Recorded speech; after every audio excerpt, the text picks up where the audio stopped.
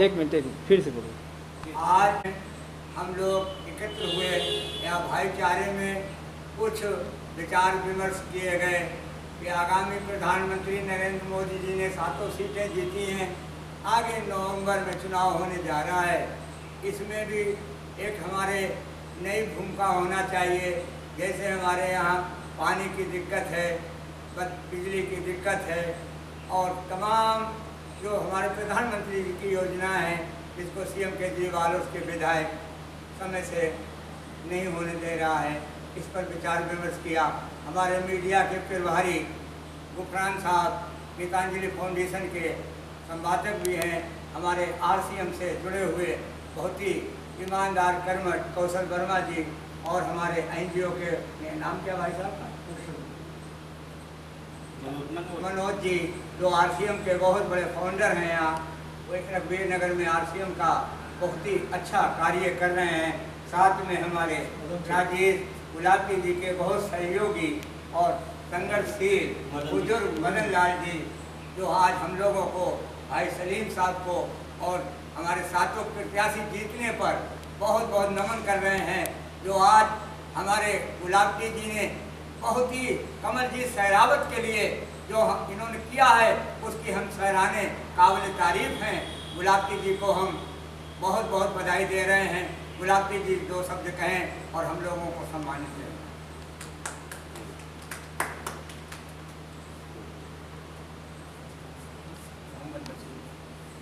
मोहम्मद बसीउल्लाह जी हमारे यहाँ आए, बहुत हमारी खुशनसीबी है कि समय समय पर हमारे से मिलने आते रहते हैं और अपने विचार आदान प्रदान हमारे आपस में होते रहते हैं और हिंदू मुस्लिम भाईचारा बढ़ता रहता है। बहुत खुशी होती है इन बातों को लेकर कि कुछ ऐसे जिहादी हैं जो मुस्लिम समुदाय को बदनाम करने पर तुले हुए हैं, लेकिन उन सब कमियों को दूर करने के लिए ऐसे हमारे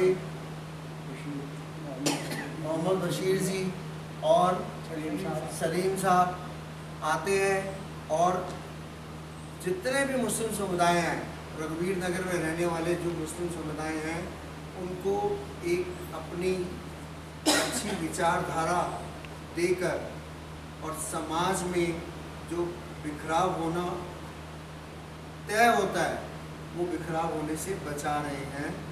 वो नहीं तो जो माहौल आजकल का चल रहा है उसमें मुस्लिम समुदाय और हिंदू समुदाय इसको दो फाड़ होने से कोई नहीं रोक सकता, लेकिन बशीर साहब और सलीम साहब जैसे लोग जो यहाँ पर आते हैं और मुस्लिम समुदाय को और हिंदू समुदाय को एकजुट करने में अपनी महत्वपूर्ण भूमिका निभा रहे हैं, मैं इनके लिए अल्लाह ताला से दुआ करता हूँ कि इनको लंबी उम्र दीर्घायु बख्शे और इस तरह से ये अपनी जो भूमिका अहम भूमिका निभा रहे हैं मुस्लिम समुदाय को एकजुट करने में और हिंदू समाज को एकजुट करने में, इकट्ठा करने में ये अपनी जो भूमिका निभा रहे हैं उसके लिए मैं इनका तहे दिल से धन्यवाद करता हूँ। और मदन सचदेवा जी जो कि अपनी 85 साल की उम्र में भी यहाँ पर आते हैं और निरंतर सेवा करते हैं और समाज के प्रति इतने सजग हैं, इतने प्रगतिशील और इतने प्रगतिशील हैं कि इनको भी अगर इनकी विचारधारा सुनी जाए कि जो इन्होंने अपने बाल्यकाल से आरएसएस से जुड़े हुए हैं और सन 47 से ये आरएसएस से जुड़े हुए हैं और सन 47 से इन्होंने आरएसएस के प्रति जो अपनी भूमिका निभाई है वो एक बहुत काबिल तारीफ है। इनकी जितनी तारीफ की जाए तो कम है। 200 250 लोगों को सुबह उठाकर पार्क में इकट्ठा करना 1947 से लेकर और अभी कुछ 4-5 सालों से इनका स्वास्थ्य ठीक नहीं है, उसके बावजूद भी ये अपना पार्क में जाते हैं और अपनी एक अहम भूमिका निभाते हैं।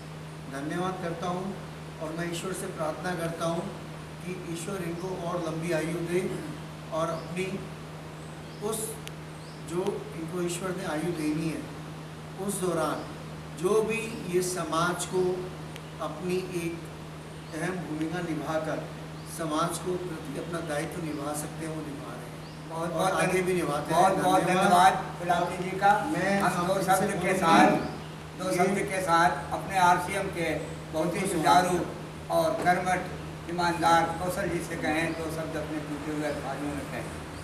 16 में बोले। राष्ट्र भक्ति ने हृदय में हो खड़ा यदि देश सारा, संकटों पर मात कर ये राष्ट्र विजयी हो हमारा, राष्ट्र विजयी हो हमारा। और एक ये हमारी जुझारू और प्रयत्नशील जो कि यूपीएससी की तैयारी कर रही हैं डॉली गौतम जी, और जिनके पिताजी एक सब्जी का व्यवसाय करते हैं, सब्जी की रेहड़ी लगाते हैं, और इनकी सोच देखो कितनी बड़ी है समाज के प्रति। ये एक ऊंचे ओहदे पर बैठकर समाज को एक भ्रष्टाचार से मुक्त करना चाहती है। बोलिए। थैंक यू सर, मुझे यहाँ पे इंट्रोड्यूस किया आपने। आप सभी को मेरा नमस्कार कि आप सब यहाँ पे आए और हमसे मिले, हमें अपनी वीडियो दिखाई, अपने बारे में बताया, बहुत अच्छा लगा। आप सब समाज के बारे में इतना सोचते हैं, हम भी समाज के ही कार्य में लगे हुए हैं और इसी तरीके से लगे रहेंगे। आपकी जैसी सोच है, हमने कभी सोचा नहीं था कि आप लोग भी मतलब ज़्यादातर हमने देखा है जो मुस्लिम धर्म होते हैं उसमें बहुत सारे जो लोग हैं वो बीजेपी के अगेंस्ट रहते हैं, हमेशा उनके अपोजिशन में ही खड़े रहते हैं। लेकिन आप लोगों को देख के खुशी हुई कि आप लोग अगेंस्ट ना होकर उनके साथ खड़े हैं और उनकी हर चीज़ को समझ रहे हैं, बातों को और उनकी योजनाओं को, और उनका लाभ उठा रहे हैं और लाभ उठा के भी आप उनके साथ हैं।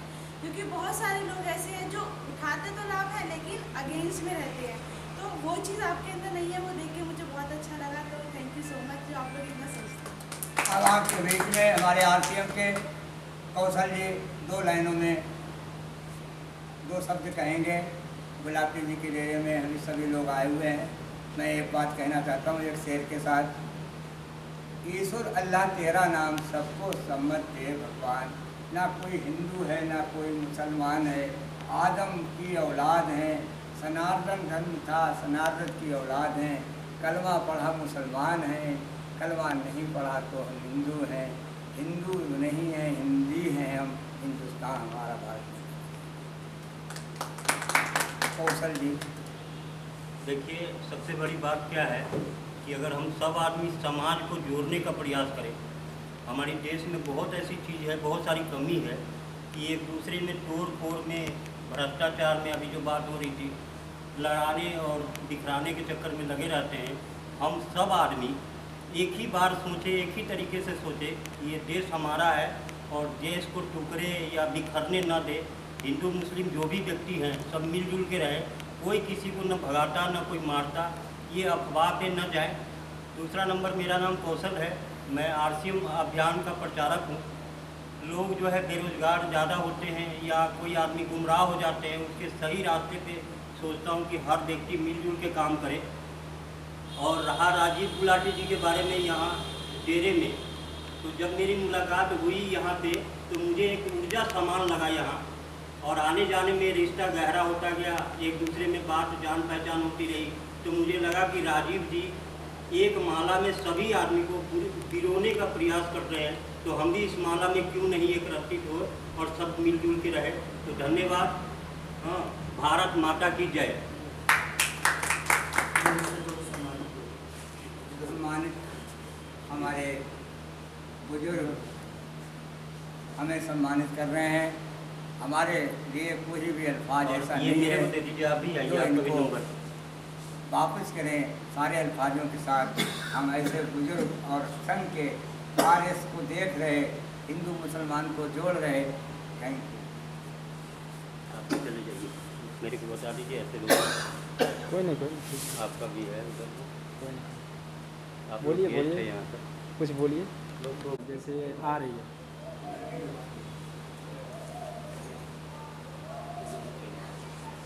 सलीम साहब कह रहे हैं कि हिंदू मुस्लिम भाई भाई हम चलेंगे मिलके भाई। सलीम साहब सम्मानित हुए हैं, इसके लिए बहुत तहे दिल से राकेश जी गुलाटी जी का धन्यवाद देते हैं और फिर भाई इनको दे रहे हैं। अब हमारे बीच में हमारे मीडिया के आए फुरकान जी इनको सम्मानित किया जा रहा है। फुरकान जी को शब्दों में कहें और सम्मानित।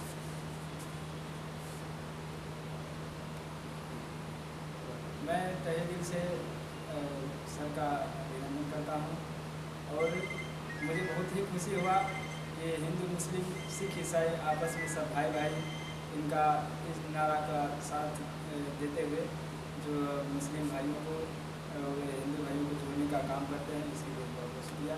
मैं अल्लाह ताला से यही दुआ मांगूंगा कि हमारे हिंदुस्तान को एकता बनाए रखने में सर का बहुत ही सहयोग है। 27 नवंबर 2014 को संयुक्त राष्ट्र संघ को संबोधित करते हुए योग दिवस को विश्व योग दिवस घोषित किया था और ये हमारे बहुत सफलता का विषय है कि भारत और इस योग को पूरे विश्व को देने का जो श्रेय जाता है वो जाता है हमारे प्रधानमंत्री नरेंद्र मोदी जी को, जिन्होंने संयुक्त राष्ट्र में प्रस्ताव रखा और वहां पर ये प्रस्ताव पारित हुआ और इसको 27 नवंबर 2014 से इसको योग दिवस के रूप में, विश्व योग दिवस के रूप में इसको घोषित किया गया। और हम सभी को ये कर्तव्य निभाना पड़ेगा और ये आपकी ड्यूटी बनती है। जैसे जैसे आप आगे बड़े होते जा रहे हैं उसी तरह से इस योग दिवस को इतने अच्छे ढंग से धीरे धीरे अपने आसपास के क्षेत्र में मनाएं। जितनी भी कन्याएं आई हुई हैं सब कन्याएं यहाँ से विवाह करके अपने ससुराल में जाएंगे, तो ससुराल में अगर योग नहीं होता होगा तो आप वहाँ पे अगर योग सिखाएंगे तो आप दहेज के रूप में अपने माँ बाप के घर से क्या लेके जाएंगे? योग की शिक्षा। और योग की शिक्षा एक ऐसी शिक्षा है जो आपकी हर प्रकार की बीमारी से आपको दूर करेगी और आपके चेहरे पे ऐसा ग्लो लाएगी, ऐसी सुंदरता लाएगी जिसकी आपने कभी कल्पना भी नहीं की। और अगर आपने आज जैसे आप योग दिवस मनाने के लिए यहाँ पर आए हैं, डेली आपने सुबह उठकर योगा करने का, व्यायाम करने का आपने एक प्रण कर लिया और इस राह पर चल पड़े, तो आपकी कायाकल्प होने से कोई भी नहीं, आपका कायाकल्प होने से कोई भी नहीं। आपकी लंबाई, आपकी कद काठी, आपके चेहरे का नूर, आपके दिमाग का विकास, हर प्रकार से आप विकसित हो जाएंगे। आपका शरीर पूर्ण रूप से विकसित हो जाएगा यदि आप रोज सुबह उठकर योगा करें। हमारे बीच में माननीय मदन सचदेवा जी जो बाल्यकाल से स्वयंसेवक है आरएसएस के, और ये ऐसे व्यक्ति है जिन्होंने पूरे सुभाष नगर को 1947 से एक माला में पिरोकर रखा। जब ये वहां पर आरएसएस की शाखा लगाते थे तो उस शाखा की संख्या कितनी रहती थी? 150, 200, कितनी?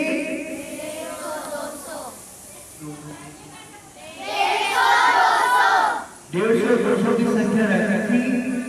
और वो 150-200 की संख्या पार्क में रहते हुए उनके परिवारों से, उन 150-200 परिवारों से इनका संबंध ऐसे था कि ये हर घर में, किसी के घर में मामा, किसी के घर में चाचा, किसी के घर में फूफा, हर प्रकार का रिश्ता इनका बना हुआ था। और सभी परिवार, पूरा सुभाष नगर इनका तहे दिल से इनकी रिस्पेक्ट करता था, इज्जत करता था, मान सम्मान करता था इनका। और जिस घर में ये चले जाते थे वो परिवार ये समझता था मदन जी आज हमारे घर में आ गए तो कुछ न कुछ हमारे बच्चों को ज्ञान देकर ही चलेगा। एक बार जोरदार तालियों से मदन सर जी का स्वागत करते हुए आपकी तालियों में इनकी जान होनी चाहिए कि आपको वाकई में मिलने लगे कि मदन सर जी यहाँ पर आए हैं तो आपको बहुत मैं मदन सर जी रिक्वेस्ट करूँगा कि योग दिवस पर पहले अपने विचार प्रकट करें, फिर उसके बाद योग शिक्षा द्वारा बच्चों को ये ज्ञान देकर जाए। ये सिर्फ आज के दिन ही 21 जून को ही सिर्फ योगा ना करें, भी अगले 2025 में 21 जून जब आएगा तब इस तरह से तालीम बिछे होंगे तो बच्चे 1 साल बाद योगा करेंगे। इनको इतनी लत लग जाए योगा की, जिस प्रकार से इनको चाउमीन, मोमोज, पिज्जा की लत लगी हुई है, वैसे ही इनको योगा की लत लगी। और मैं अपने सद्गुरु जी से भी प्रे करूंगा कि आपको रोज योगा करने की आदत पड़े, आपको योगा से इतना लगाव हो जाए कि योगा किए बिना आप रोटी खाने की भी इच्छा ना रखें, योगा किए बिना आप पानी पीने की भी इच्छा ना रखें। योगा का जो फल आपको मिलना है, आप योगा रोज करेंगे तो योगा से आपको महसूस होगा कि आपके शरीर में जो बदलाव आ रहे हैं, आपके चेहरे पर जो नूर आ रहा है, वो एक अपने आप में अलग ही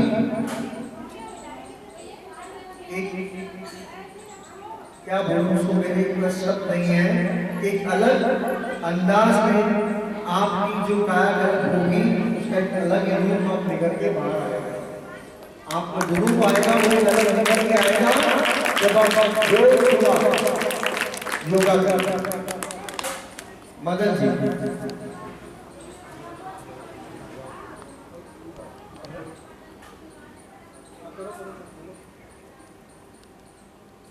जय श्री राम, जय श्री राम, जय श्री राम, जय श्री राम, जय श्री राम, जय श्री राम। बेबी सर जी ने आपको योगा के विषय में बहुत अच्छी बातें करी। आपका शरीर लोहा है, लोहा। क्या है? लोहा। अगर मान लो लोहे को इस्तेमाल ना करें और किसी कोने में डाल दें तो लोहे का क्या होगा? उसको जंग लग जाएगा। क्या लग जाएगा? जंग लग जाएगा, लाल हो जाएगा, खराब हो जाएगा। और एक चाकू है, वो भी लोहे का है। जब वो घर में रोज प्रयोग होता है, उससे कभी सब्जी काटते हैं, कभी फल काटते हैं, कभी फ्रूट, आवाज आ रही है ना, कभी फ्रूट काटते हैं, कभी क्या काटते हैं, वो कितनी चमक लगती है उसके अंदर, उस चक्कू में कितनी चमक लगती है।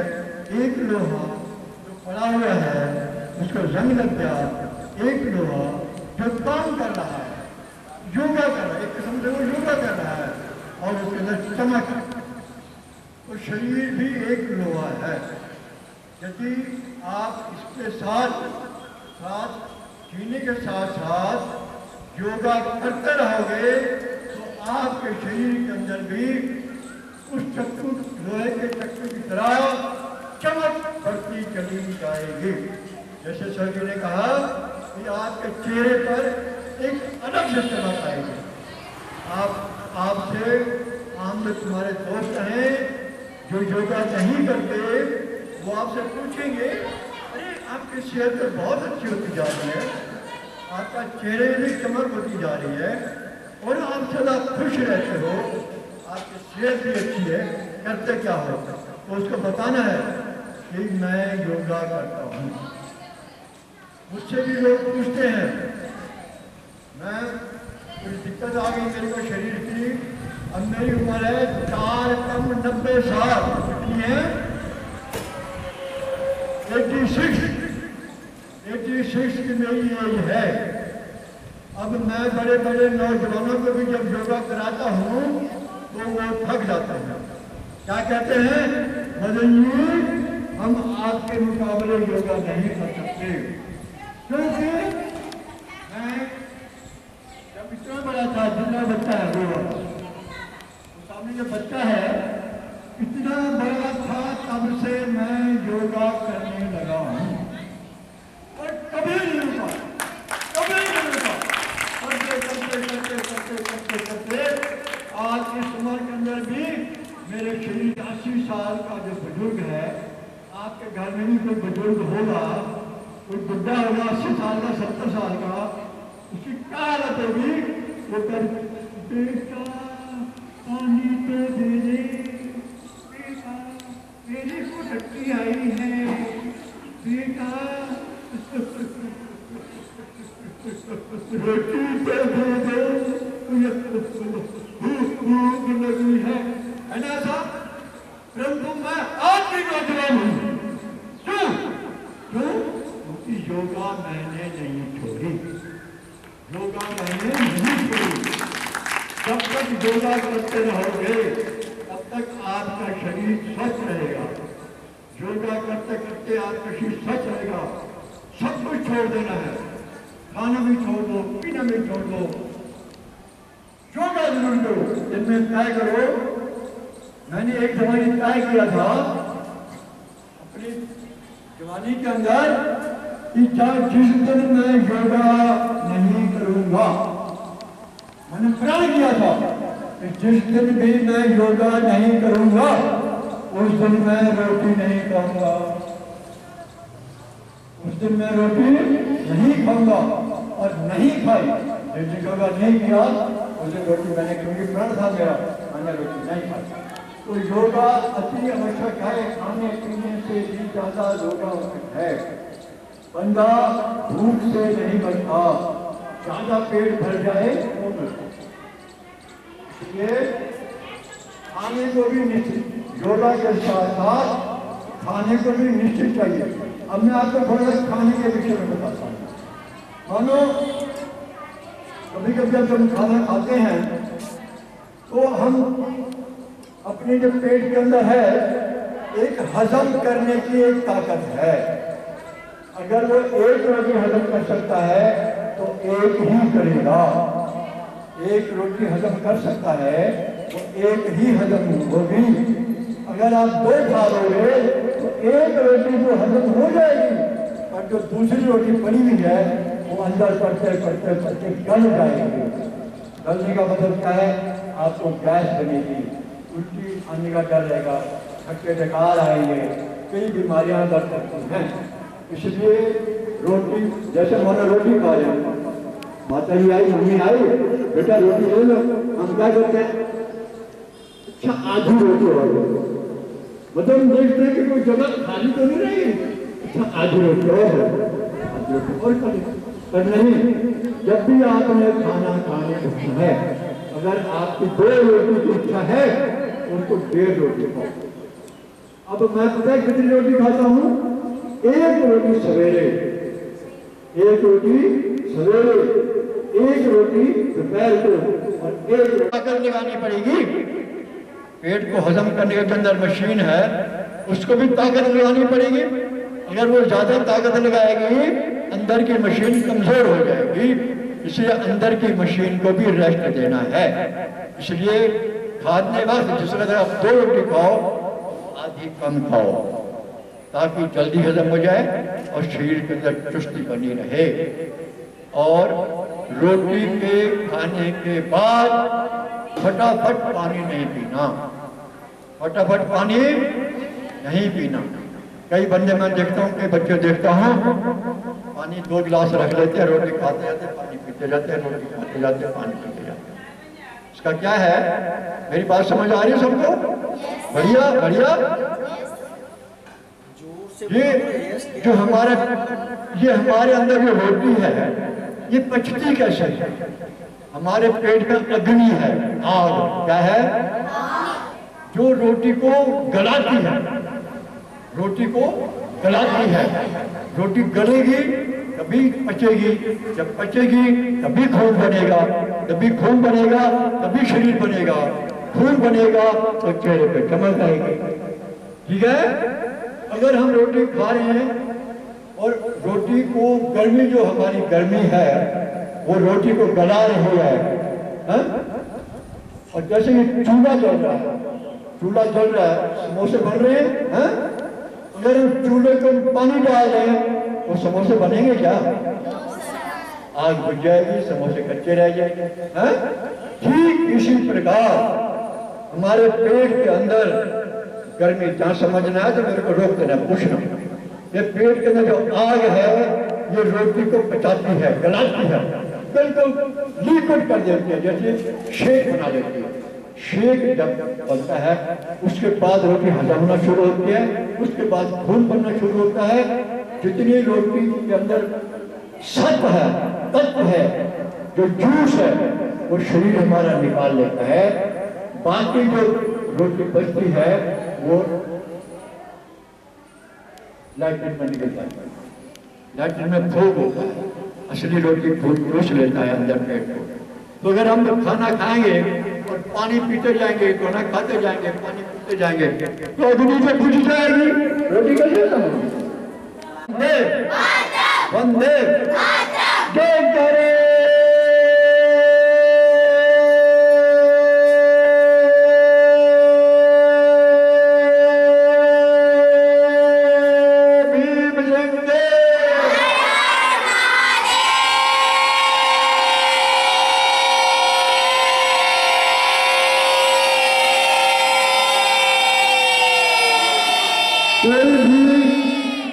कोई भी मेरी उम्र का बंदा इतनी लंबी आवाज कर सकता है?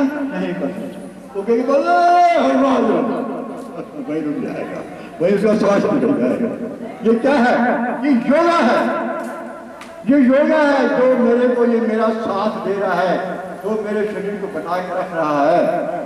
मैं बीमार हो गया था, डॉक्टर ने कहा, अस्पताल वालों ने, ये घर ले जाओ, कहाँ ले जाओ? क्योंकि इनकी बचने की उम्मीद नहीं है। मेरे को घर वाले घर ले आए, घर वाले घर ले आए, ये सोचते ये आज मरेगा, कल मरेगा, कल मरेगा, आज मरेगा, कल मरेगा। ले आए, एक गोली डॉक्टर दे देती, चलो एक खिला देते, वो गोली खा ली। मैं 6 दिन तक घर बेहोश पड़ा रहा, 6 दिन तक घर बेहोश पड़ा रहा। फिर मैं उठा, धीरे धीरे धीरे धीरे धीरे, जैसे मैं योगा करता था, धीरे धीरे मैंने योगा करना शुरू कर दिया। करते करते करते करते करते करते करते आज मैं खड़ा हो गया। जब मैं बीमारी से उठा, फिर मैं उस डॉक्टर के, बहुत बड़ा डॉक्टर है, 2,500 रुपये उसकी फीस है, 1,500 रुपये उसकी फीस है। जब मैं डॉक्टर के पास गया तो वो मुझको देखता है, अरे अब मदनी है।